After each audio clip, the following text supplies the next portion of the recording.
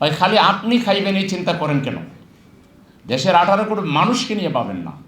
যার যেখানে প্রয়োজন, যার যেখানে যোগ্যতা আছে, যাকে যেখানে কাজে লাগালে দেশের কল্যাণ হবে, সেভাবে আসেন না সবাই মিলেমিশে দেশ চালাই। খালি বক্তৃতায় তো আমরা সবাই খুব ভালো, কিন্তু কাজে তো দেখি যে আরও ভালো হওয়া লাগবে। এটা পারে নাই, ফেল করেছে। জামাত ইসলামী এটা করেছে। জামাত ইসলামী 2500 পৃষ্ঠা ইতিমধ্যে লিখে ফেলেছে, 10টা বই, আরও লিখবে ইনশাআল্লাহ। জামাত ইসলামী যদি এই আন্দোলনের একটা পার্ট, অর্থাৎ জামাত ইসলামী এই কাজটা করবে ইনশাআল্লাহ। সরকারের করা উচিত, এখনও করেন।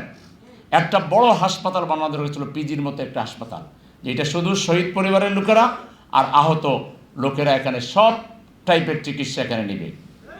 একটা কোনো চিকিৎসার জন্য আরেক হসপিটালে যাবে না, এদেরকে আলাদা হাসপাতালে চিকিৎসা দেওয়া দরকার ছিল। এটা করতে কী লাগতো? একটা মুসলিম কান্ট্রিকে বললে তারা দিয়ে দিত।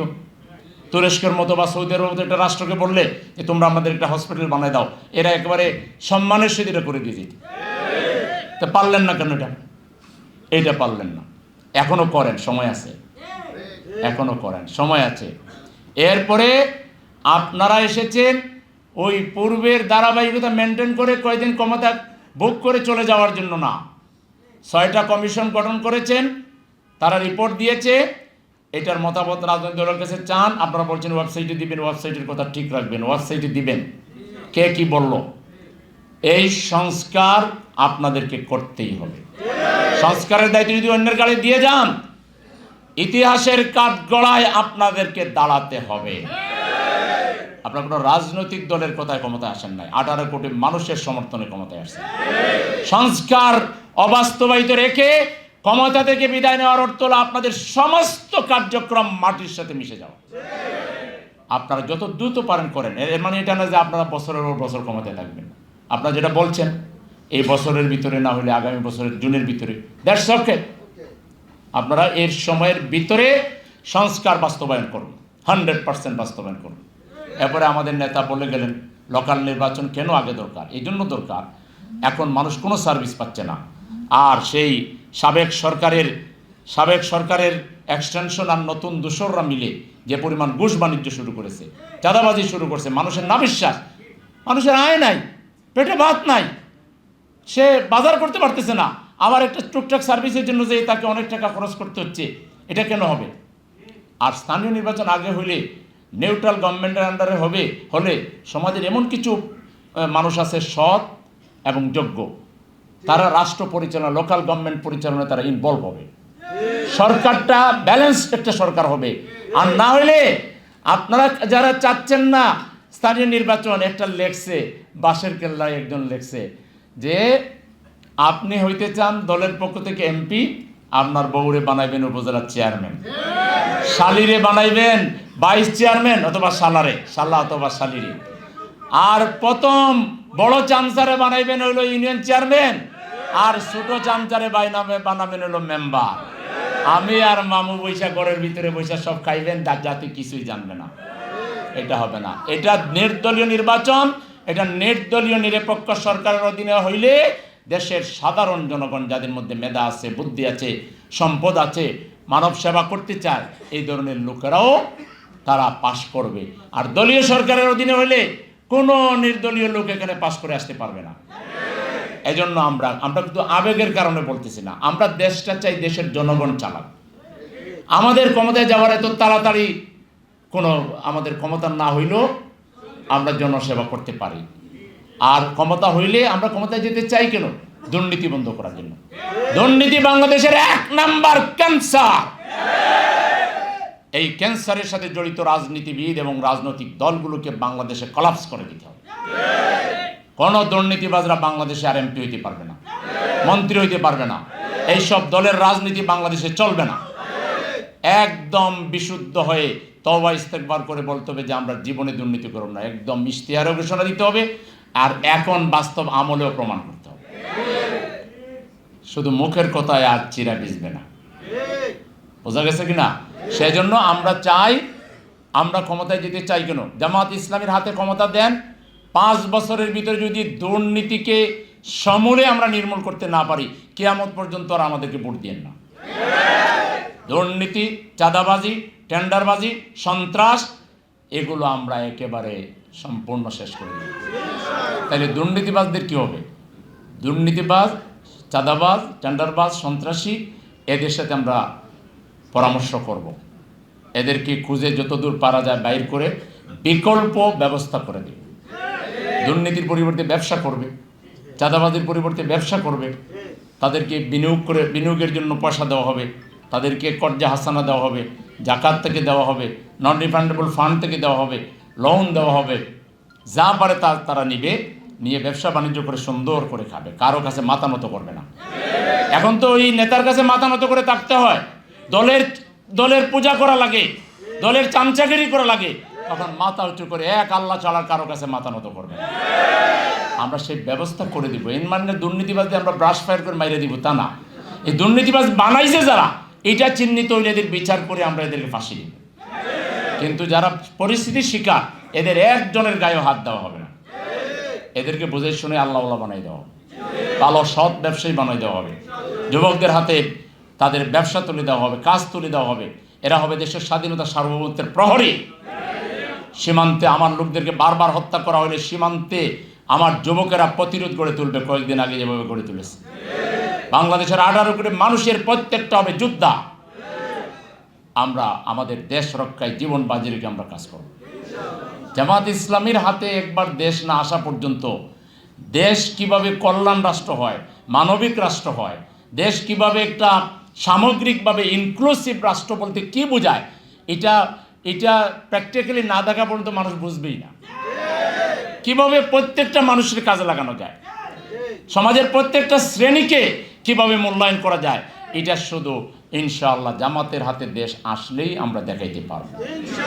সেই জন্য আপনারা কাজ করতে হবে কিন্তু ভাইরা, বুঝতে পারছেন কিনা?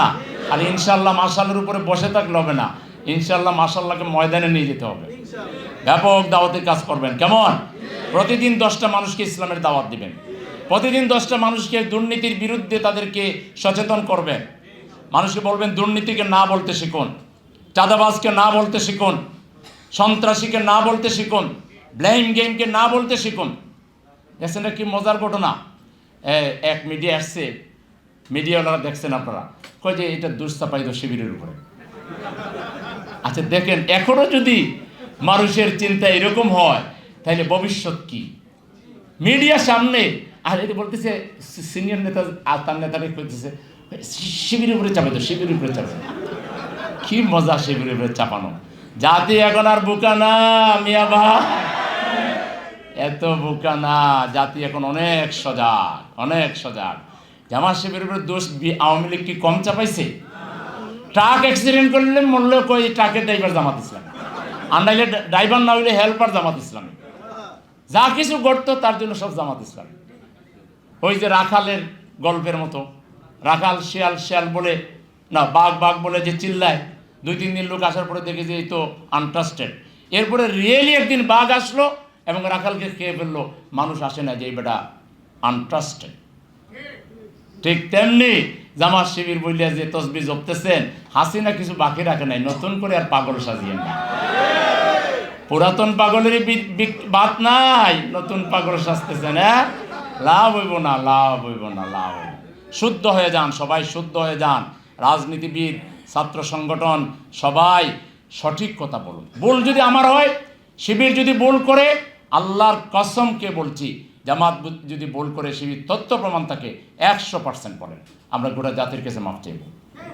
ভুল হইলে কেন ভুল বলবেন না, কিন্তু আমি যে ভুল করি নাই এটা আমার উপরে দায় কোনোরকম চাপাই দেবেন, এত খারাপ হবেন কেন? এত খারাপ হওয়ার তো দরকার নাই ভাই। রাজনীতি করছেন বলে এত নিচে, রাজনীতিবিদদের উপরে মানুষের আস্থা তো এই কারণেই নষ্ট হয়েছে।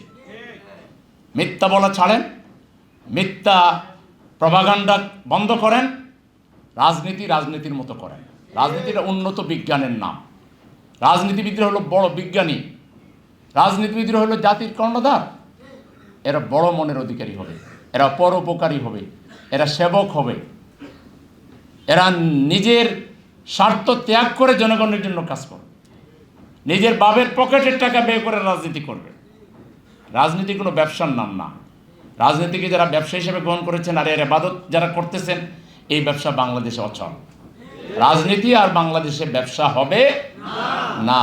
তো সুতরাং আজকের দিনে আমরা সেটাই বলবো যে একটা সুযোগ এসেছে দেশে আমাদের সবার মিলেমিশে চলার, পরস্পরকে বোঝার। ভাই খালি আপনি খাইবেন এই চিন্তা করেন কেন? দেশের 18 কোটি মানুষকে নিয়ে পাবেন না। যার যেখানে প্রয়োজন, যার যেখানে যোগ্যতা আছে, যাকে যেখানে কাজে লাগালে দেশের কল্যাণ হবে, সেভাবে আসেন না, সবাই মিলেমিশে দেশ চালায়। এই একক দখলদারিত্ব এবং এককভাবে আমি সব এরকম এইসব অহংকারী মনোভাব নিয়ে দেশে থাকলে হবে না। আমাদের সবাইকে নিরহংকারী হইতে হবে এবং দেশকে নিয়ে ভালোবাসতে হবে, দেশকে সবার উপরে স্থান দিতে হবে, মানুষকে সবার উপরে স্থান দিতে হবে, বাংলাদেশকে সবার উপরে স্থান দিতে হবে। বাংলাদেশে আজকে জামাত ইসলামী যে পরিমাণ কনস্ট্রাকটিভ ওয়ার্ক করেছে, আল্লাহ যে মেধা দিয়েছেন, যাদের মেধা দিয়েছেন লেখালেখি করার, কথা বলার, টকশো করার, আল্লাহর হস্তে বিবেককে কাজে লাগাইয়া জামাতের অবদানকে স্বীকার করুন। তাহলে এদেশে আরও রাজনৈতিক দল এই পথে যাবে, ভালো কাজের দিকে যাবে। আজকে জামাত কেমন নাচছি, জামাত কিছু না, জামাত মানে হাইপোথেটিক্যাল কিছু বায়বীয় মানে কথাবার্তার মাধ্যমে জনগণের সামনে জামাতকে আন্ডারমাইন করার চেষ্টা করেন, এটা বোধহয় আর বেশি দিন চলবে না। সুতরাং আসেন, জামাতের অবদানকে স্বীকার করেন। জামাত বেসরকারিভাবে ক্ষমতায় না গিয়ে যা করেছে একটু চোখ মেলে তাকান, আর যদি এটা সত্য হয় সত্যকে সত্য বলেন, সাদাকে সাদা বলেন, কালোকে কালো বলেন, নাহলে দেশ ভালো হবে কীভাবে? জামাত কম করেছে এই মাইরের উপরে থেকে, এত পিটন, এত নির্যাতন, ফাঁসি, কি করেন নাই জামাতের নেতাদের সাথে? নিজামী সাহেব দেশের জন্য কি করলেন, আর ওনারা আপনারা কি করলেন? তার মতো কয়জন পার্লামেন্টে আছেন? নিজামী সাহেবের একটা শব্দ পার্লামেন্ট থেকে 10 বছর পার্লামেন্ট মেম্বার ছিলেন, একটা নট এ সিঙ্গেল ওয়ার্ড বাজে কথার লোক ছিলেন না। তিনি যখন পার্লামেন্টে কথা বলতেন, পিন পতন নীরবতার মধ্যে পার্লামেন্টে উপস্থিত সকল মেম্বার এবং স্পিকার এবং আদার সবাই তার বক্তৃতা শুনতেন। এখনো তো পার্লামেন্টে তার বক্তব্য আছে। নিজামী সাহেবের একটা বক্তব্য পার্লামেন্ট থেকে এক্সপান্ড হচ্ছে, একটা ঘটনা করে দেখাতে পারবেন। এরকম লোক তৈরি করেন, বক বক বক টাইপের লোক তৈরি না করে কাজের লোক তৈরি করে। তিনি একজন আলেমে দিন ছিলেন, শিল্প মন্ত্রণালয় চালাইছেন, কৃষি মন্ত্রণালয় চালাইছেন। তার 2 টাকার দুর্নীতির খবর আনেন, স্বজনপ্রীতির খবর আনেন। তার এলাকার লোকদের যদি জিজ্ঞেস করেন নিজামী সাহেবকে তারা কেমন মানুষ চিনে, সেরকম মানুষ তৈরি করি। প্রত্যেকটা দলে মানুষ তৈরি করেন।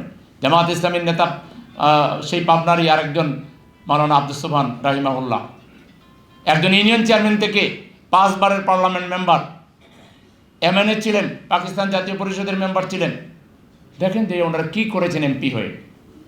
নিজামী সাহেব তার এলাকায় কী করেছেন, আব্দুস সোবহান সাহেব তার এলাকায় কী করেছেন, কিংবা আমাদের এমপিরা যার যে যেখানে আছে তারা এলাকায় কী করেছেন দেখেন।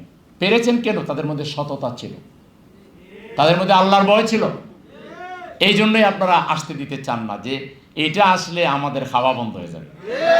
খাওয়ার বিকল্প ব্যবস্থা করে দিব ভাই, আমরা প্রমিস করতেছি, খাওয়ার বিকল্প বৈধ ব্যবস্থা করে দিব। বৈধ পথে আসেন, অবৈধ পথে কেন যাবেন? তাইলে একটা নতুন বাংলাদেশ গড়ায় জামাত ইসলামীর কর্মীদেরকে আরও প্রত্যয়দীপ্ত হয়ে ময়দানে কাজ করতে হবে ইনশাআল্লাহ।